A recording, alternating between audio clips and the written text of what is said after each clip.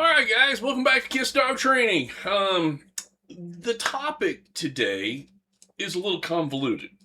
It honestly started with an SEO blog that was supposed to help us stay on the first page for Dog Trainer Kansas City.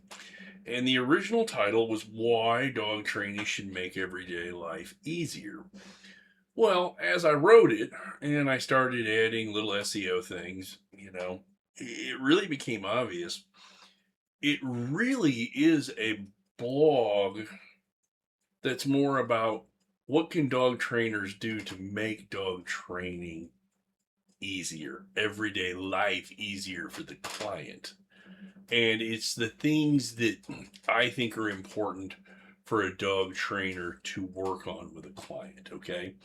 So, this will be kind of maybe a wish list for clients to look for in dog trainers, things that you want to search out, ask people about the dog trainers, and just look for when you're picking a dog trainer.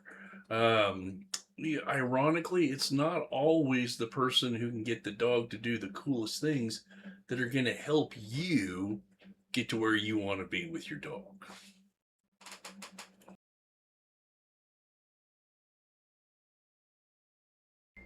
Okay, so like the first thing, people are not chasing perfection. They're just looking for a way to get their dog, not to bark, to jump, to chew on things, learn to pee in the right spot.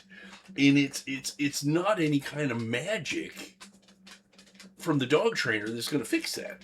Okay, what it's going to be is the dog trainer who can help set a routine, give you an easy to follow step by step process with that routine, and then gives you an ample amount of time to work so you can see success. And that dog trainer has to have that card in the back pocket of where do we head next. So I think it's really important that there needs to be a step by step process that's easy to follow. That's really what I think our job is for you. That's why for years I always said, I don't train owners, I train dogs. And it's why the tagline of the business is changed in the last several months to a year of dog training ain't cheap. Experience counts.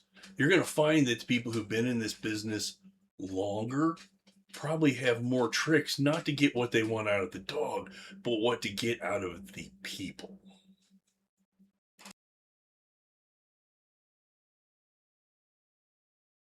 I think the most important thing to realize right out of the chute is dogs do what works. So if you got a dog who's barking at the window, or you have a dog who is pulling on leash, or you have a dog who runs from you whenever they get loose, those behaviors work to get the dog what they want. It may not be what you want, but it's definitely fulfilling anything and everything the dog needs moving around. Okay. And as long as it's fulfilling the dog's needs, your needs don't even equal into their brain.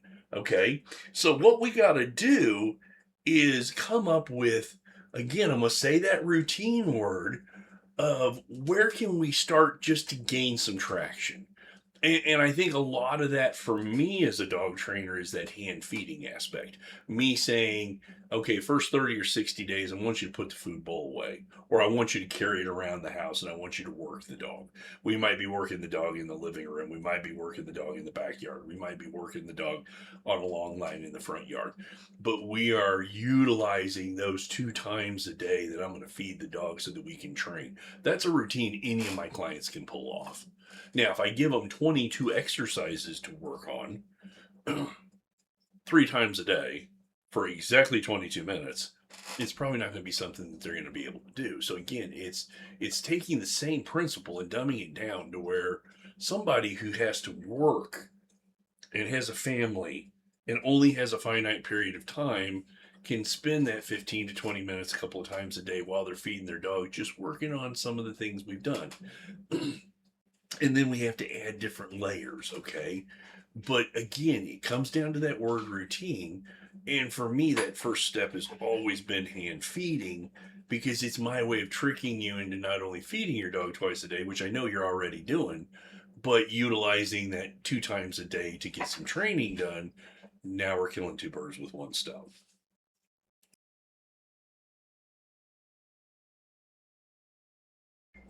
I think the other thing we have to keep in mind is it's knowing which technique fits the owner, the dog, the household, the problem specifically.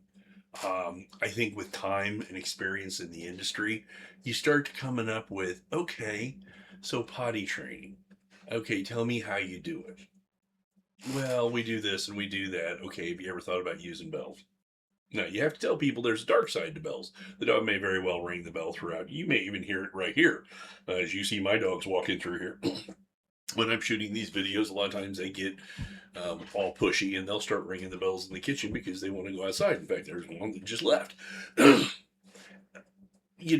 is it that? Is it setting some alarms in your phone that say, take the damn dog out, to remind you if you get stuck checking emails in your home office, are you capable of seeing the alarm? Oh, I do need to take the dog outside. If it's pulling on leash, is it going to be starting simple enough for the client to get what they need? Is it going to be starting inside the house, then working in the backyard to add a layer of distraction, then working in the front yard in the driveway with a long line, then starting to go from your driveway to the next one?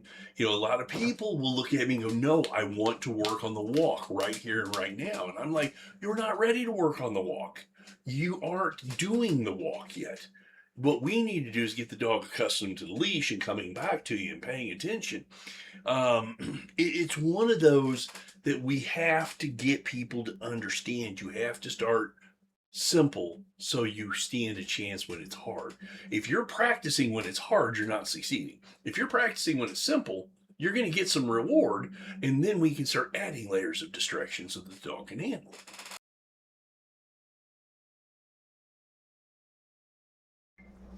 Okay, this kind of ties in with the last idea, but we got to make it easier first. So I'm going to use a math example.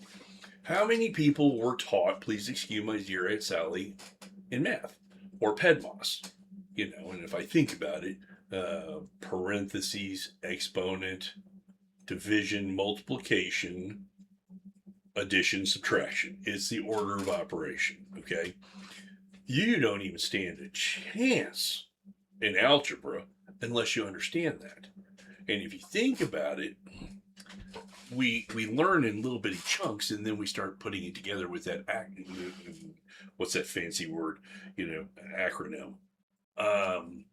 And if we don't, you take a third grader who understands 2 plus 2 is 4, and you hand them a math equation that says 2 plus x equals 4, the kid's head explodes. It's like, why is there a letter in my math? What am I supposed to do with that? Well, we haven't taught them that yet. So I might take a dog, I'll use pulling on leash again, and I'll throw a leash on the dog in the house, and I say, walk 3 steps and stop. Let's see what the dog does. And the dog comes around front and sits. I'm like, oh, okay, well, that's because we taught the turnaround game in the week before. Okay, so this is turnaround game part 2. All we're going to do is put the leash on and start walking around the house and stopping so that the dog is learning this wonderful routine of every time I stop, I should come forward, pay attention to my owner, and sit. How many people, if they had a dog that would do a front-facing sit every single time you stopped on a walk, how many people would be happy with that? What's another way to work on that? We take it to part 3. Now we're going to go for walks, but you have to stop at every driveway and get a sit. Then we go every 2 driveways, then every 3 driveways. But you can see we're going, pay attention to me in the house. Pay attention to me on the driveway. Go out, come back, go out, come back. Then we're going to walk around a little bit here and stop. Then it's going to be every driveway. And it may have to be that there's 2 or 3 steps inside the house. We might even have to add the backyard before we can add the front yard. And that's where I think maybe it's our job as a dog trainer to make it easier on you, is to have all these tools in the toolkit. Because here's the funny part. Some people are going to go really fast and you're going to have to run to catch up with them because they're just routine oriented. The minute you start showing them and they starting to see, man, they want to go. And these are the people who can have a problem solved a month tops. And you're going to have other clients who have a real hard time with routine because of their work schedule, their lifestyle, how many kids they've got. The kids are all in sports, Boy Scouts, camping, this, that, the other thing. And it's really hard for them to pigeonhole some training time in. So it may be your job to step back and everything, and get it to go at a pace they can handle. With a fearful dog, I'm always yelling at the client about, you have to work at the dog's pace, not yours. Well, as a trainer, I need to be constantly looking in the mirror, yelling at myself, going, you can't move at your pace, Mike. You have to move at the person's pace. So everybody's going to be a little bit different. And that was one of the main reasons I shifted I train owners, not dogs, to dog training ain't cheap, experience counts, because this is the stuff that we can do to make dog training easier for the client.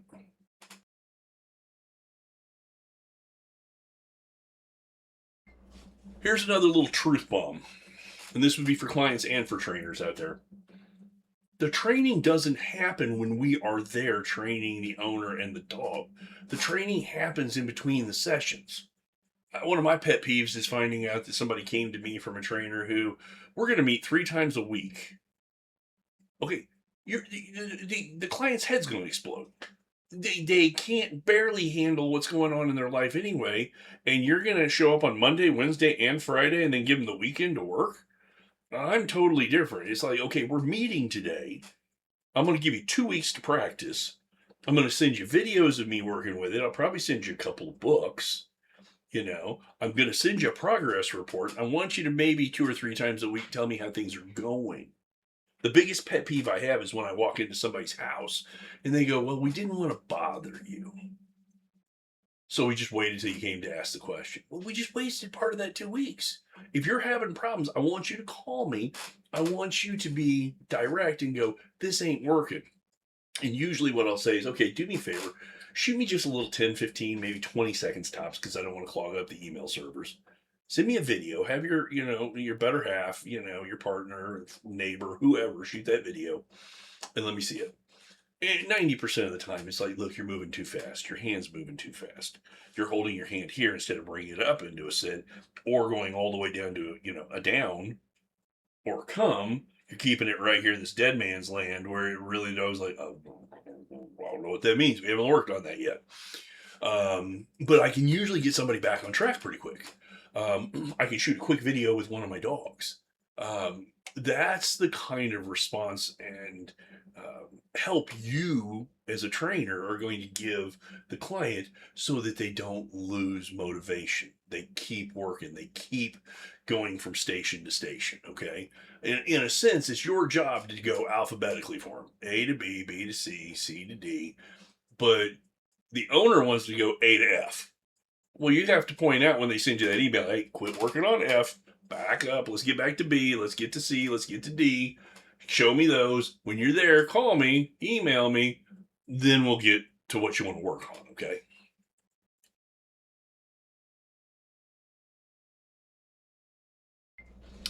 I also think experience from the side of the trainer helps with adjustments. We've just done it longer. I've owned Kiss Dog Training over 16 years now. Got my first certification in dog training at PetSmart in 2008. I have seen a lot of different kinds of people and different kinds of dogs and seen the successes and failures. And being in the business as long as I have, I don't mind sparring with a client every once in a while. Of, hey, look, let's be honest. How much are you really practicing? The dog won't go to the crate. Okay, how many times a day do you practice? Go in the crate, get a cookie, come out of the crate, get a cookie. How often do you feed the dog in the crate? How many hongs per day are we giving the dog? I mean, how much time are we spending making this a wonderful spot? By the way, that's a crate right here. And once you have an honest, open relationship with your client, they're going to give you an honest answer, and you're going to go, okay, big deal. You made a mistake. You didn't get anything done. Let's reset. Let's take it. Let's do it. Let's get this stuff done and then we'll head forward. But it wouldn't be fair to me or to you or the dog for me to add new stuff or more stuff to your plate and expect you to catch up and do all this new stuff I want to do. So let's just stop, pause. You also got to know when to say, hey, look, you're just not ready. Let's go ahead and cancel this appointment. Yeah, there might be a little bit of a rescheduling fee, so that you're not wasting your time. But you got to have the kindness to go, this ain't going to do any good. Just beating our head against you know, a hard object. Let's take a break. Let's back up. Let's take 2 steps back to take 3 steps forward. Because most of our clients have gotten into the habit of taking 3 steps back, 2 steps forward, and never making any progress. Where really what I want is just tiny little increments of success, because success builds on success. So it's knowing how to handle a client, knowing how to shut down a session if they're not ready, telling them they need to practice more, to be honest. But being honest doesn't mean being mean. It means being, kind. And making sure that the owner can see their frustration, but also see their dog's frustration. Because you're mad because the dog's not doing what you did in practice. I mean, it becomes this tornado.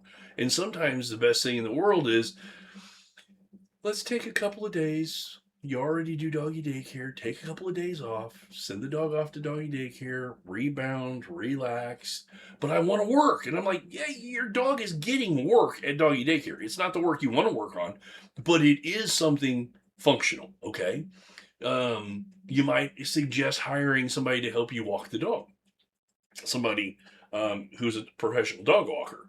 And trust me, somebody who's a professional dog walker is probably better at walking dogs than I am as a dog trainer, because it's what they do every day. Again, it's that nothing's it's expensive, but it's the experience that you're paying for.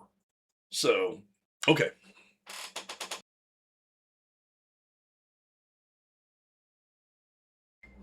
This is kind of goofy, but once you get things going and a routine gets started, the owner of the dog becomes the trainer. He becomes the teacher. They start teaching me, the trainer. I walk in and they're like, okay, these are the 3 things that worked. These are the 3 things that didn't work. Now it's my job to go, but they're connected. If you can do this, you can do this. You just got to come in through the back door here and show them. Here's a trick. The dog won't lay down on command. This has to be a dog who's allowed on furniture, or get an elevated platform to work.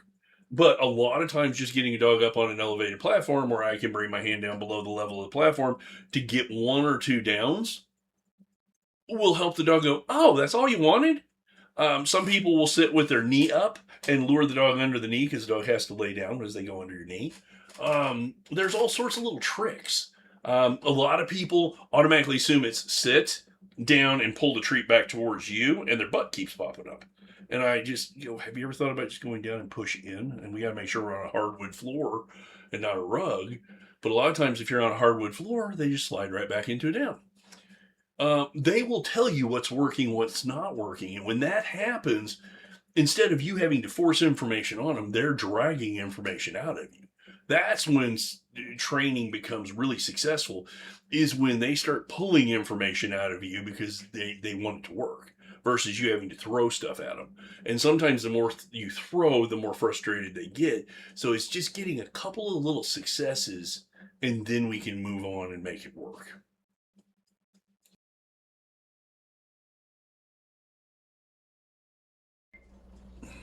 If every day you've had your dog has gotten more and more difficult, you need to stop and really think about what you've been doing. Is it the kind of trainer you picked? Is it the fact that you haven't been consistent and frequent? Is it that your life's a little out of control and things are kind of out of whack and we just need to find our center again and, kind of start from square one? Um, we really, really need to get to calm communication and a routine people can handle. And sometimes trainers get more stuck in the rut of I got to teach a sit, then I got to teach it down, then I got to teach it this, and I got to teach it that. Really, if you think about it, the only thing you need to teach a dog is to pay attention. You got to bond with the dog. You guys got to like each other. You got to get the dog to want to pay attention because it's rewarding to pay attention. Then we start teaching the things that keep attention. I'm a firm believer that, it's all recall. If I say stay and I count to 10 and I drop my hand and say all done, okay, keep in mind where my hand went. If I turn my back and I lure the dog around front and I have them focus on me, kind of recall again. They're at the front window and they're barking and I drop my hand to my side, leave it. Different command, same hand signal. For me, recall is kind of that foundational thing. But before you can teach recall, you got to have a dog who's paying attention. And before you have a dog who's paying attention, I got to hand feed them so they learn to pay attention. And by hand feeding them, I'm bonding with the dog. These are all the little tricks over years that trainers learn. So I'm not going to say anything bad about new trainers. I was a new trainer, and I survived. But I survived by realizing I wasn't near as good as I thought I was. And all these years later, I'm still not as good as I want to be, but I'm a lot better than I was when I started. So, make sure you jive with the trainer you pick. Ask lots of questions up front. If they don't want to answer those questions up front, that's a good signal that you're probably not going to be taught by that person. You're going to be told by that person. So, hopefully some of this all makes sense. If you've got any questions, email, call, reach out to us through any number of, ways, and we would love to help, okay? This is Mike with Kiss Dog Training. Come back next time. We'll talk more stuff about dogs. Hopefully you learned something today. See you next time.